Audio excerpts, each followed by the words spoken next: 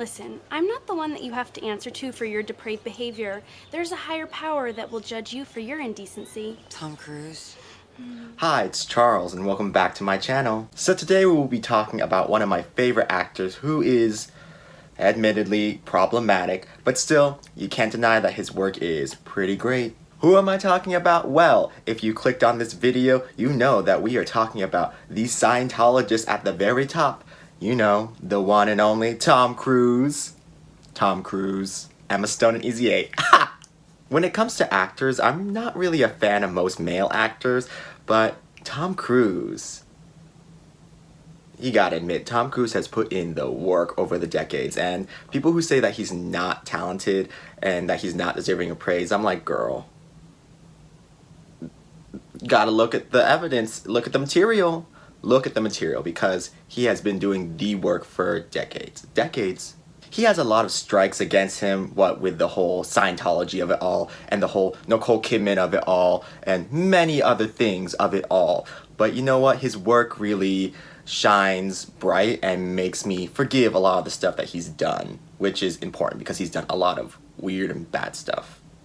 Seriously, Tom Cruise apparently is a really nice person, and everyone who's worked with him can only say nice things about him, so I'm like, he really be bearing that Scientology junk really well. But it's there. We can't deny it. But you know what? We're gonna acknowledge it, but we're just gonna, like everyone else who works with him, we're gonna walk around it. In this video, we will be talking about Tom Cruise's top 5 performances, and there will be honorable mentions. So we will start with the honorable mentions, and then we will work our way to the top 5 performances that I think he gives in his career.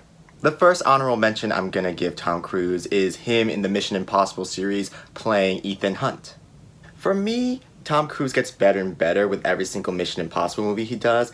I can't wait to see what he does with Mission Impossible 7, but it's gonna be pretty hard to top what he did in Mission Impossible 6, because I feel like 6 was his strongest performance, not only dramatic-wise, but also the stunts he pulled in 6. I'm like, wow, he really did the work. Him as Ethan Hunt in Mission Impossible 4, though, is a really big shout-out, because I really love Mission Impossible 4.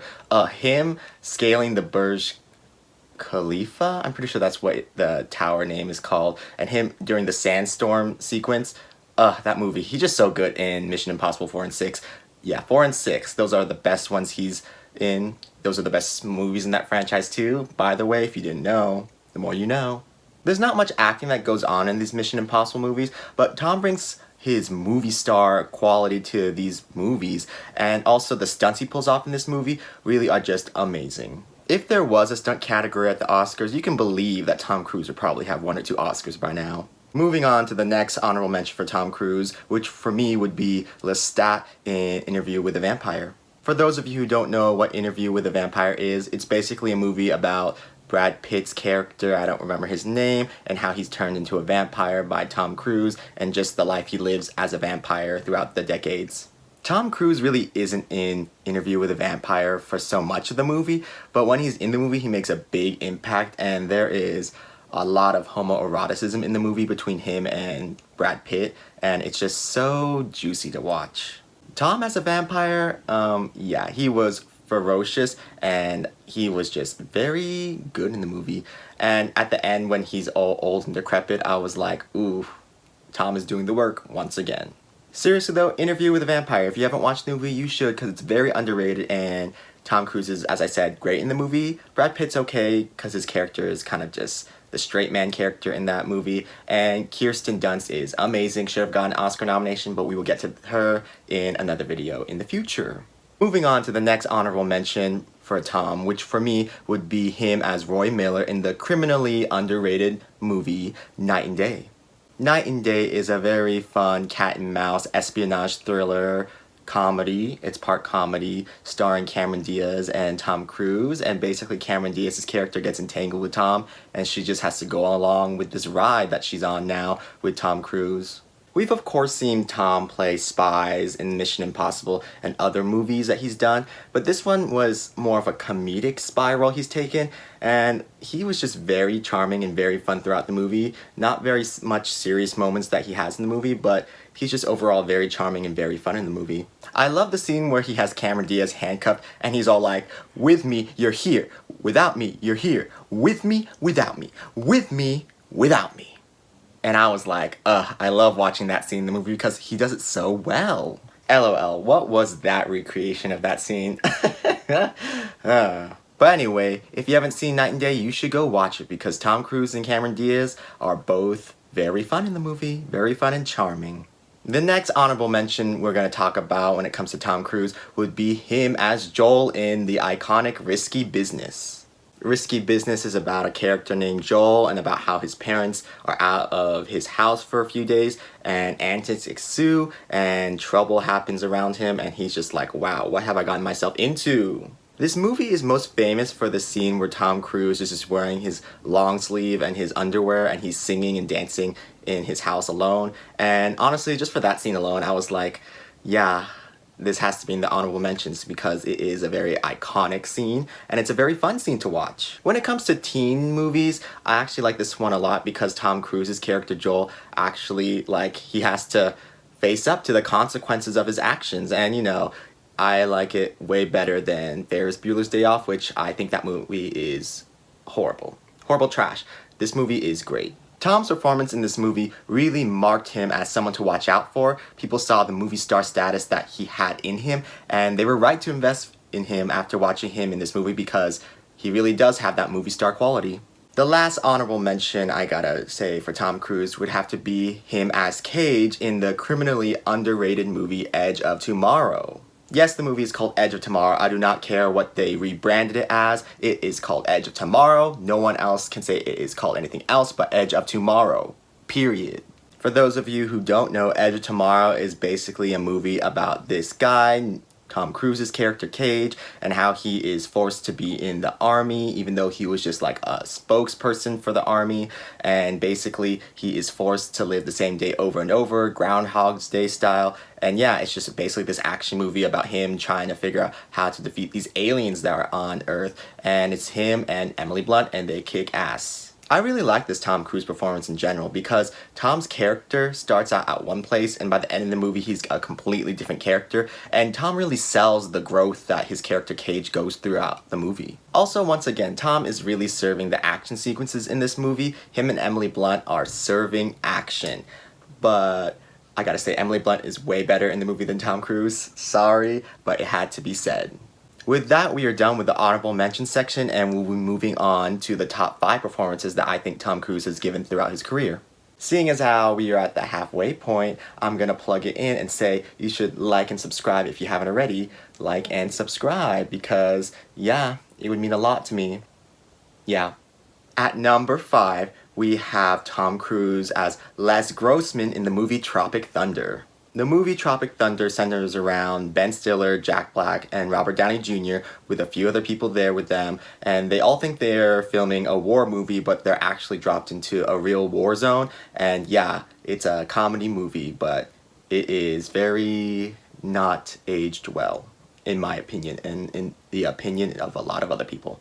Tom Cruise plays a small part of this movie, but it's a real big scene stealer in my opinion. It's a comedy performance from Tom. It's pure comedy, and it's something that we really haven't seen that much or really at all from Tom throughout his career. Tom as Les Grossman is a performance that some people forget that Tom gave because Tom doesn't really look like Tom in this movie. He's bald and he's big and he's just nothing like Tom Cruise, which is why I had to put it on one of his top 5 best performances because he just disappears in this role and he really just goes for the performance, which should have been rewarded with a nomination at the Oscars, but they didn't reward him. They rewarded Robert Downey Jr., which was a mistake. Tom as a crazy studio executive, yeah, that was a moment.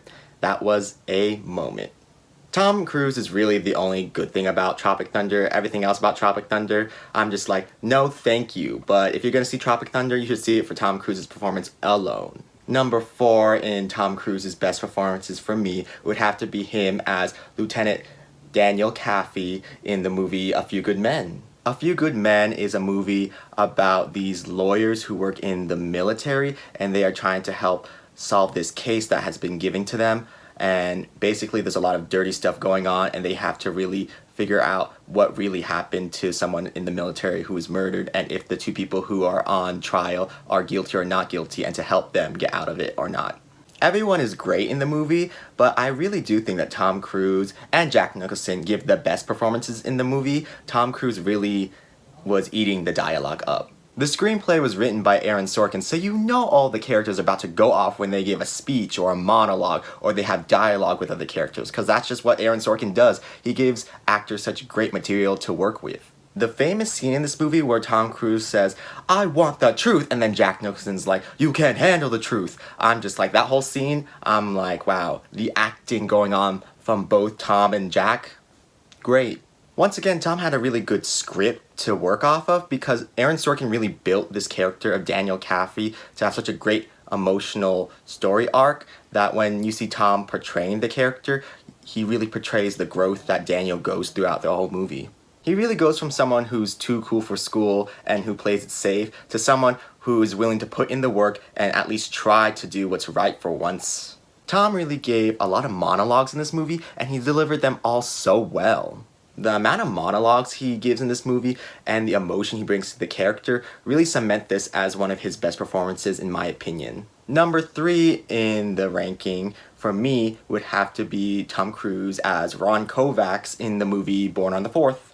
Born on the 4th is a movie about Ron Kovac, a veteran of the Vietnam War, and it basically chronicles his life from high school and about how he was super into the idea about being in a war. And it shows how he goes from this very naive person to someone who experiences war firsthand, and then it comes back to him as a wounded veteran and how he really has to grapple with what he's dealt with going into the Vietnam War. And then it shows how he becomes an activist against the Vietnam War. This movie is based on a real person and their story, and I really think that Tom Cruise showed the evolution of Ron Kovac in a really real and emotional way. The emotion that Tom Cruise conveys in this movie and the physicality that he has to show in this movie, because at a certain part in the movie he becomes disabled, I was just like, Tom Cruise is really acting, y'all.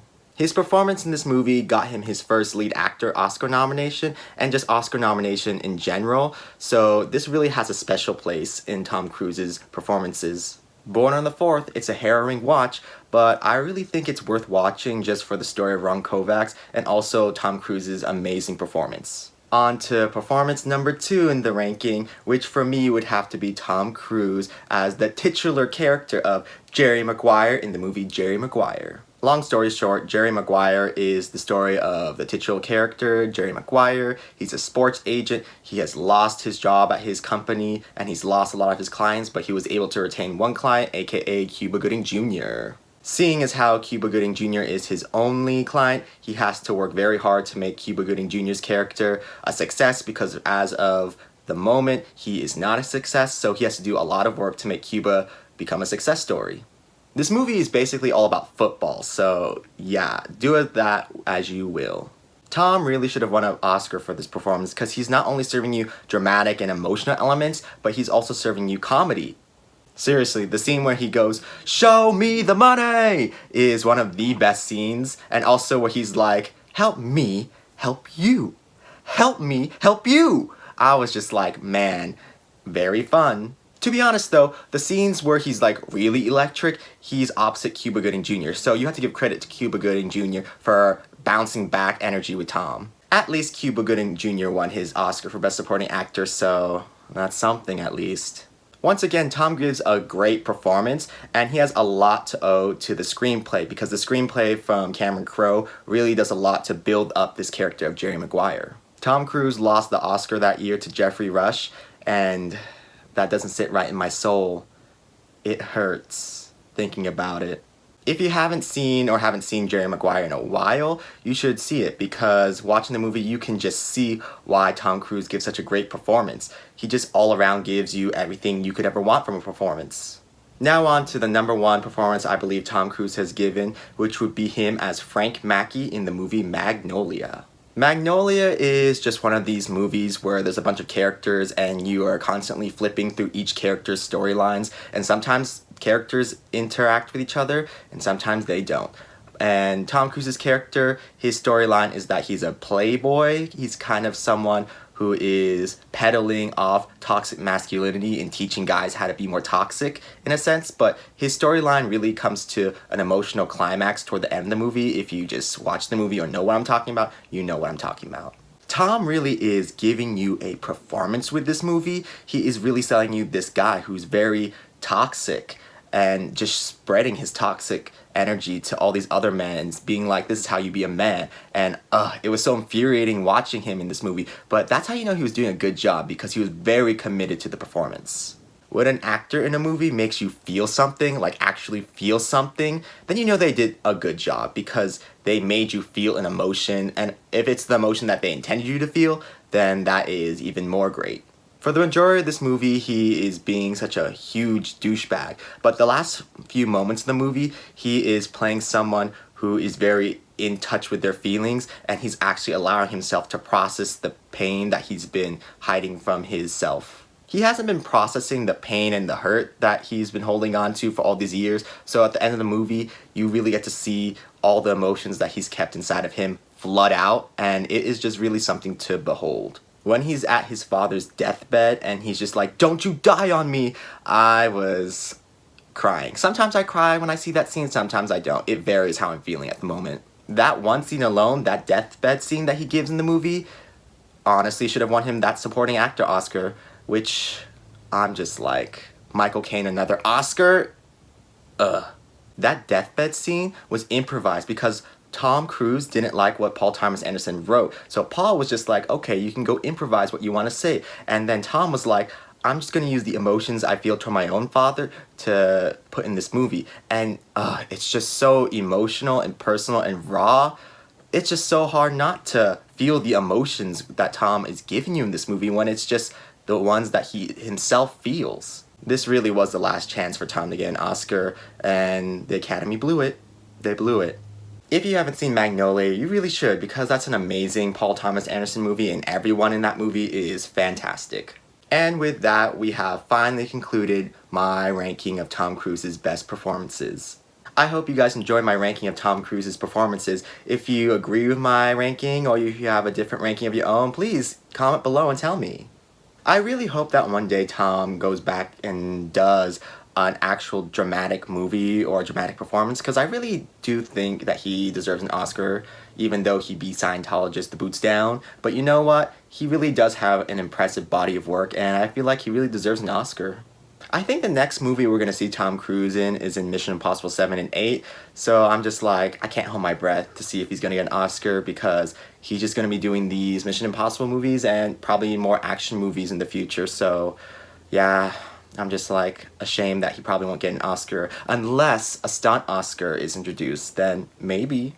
With that, we are done with this video. Thank you for watching once again, and yes, I will be back with a new video within a week's time, maybe less, we'll see.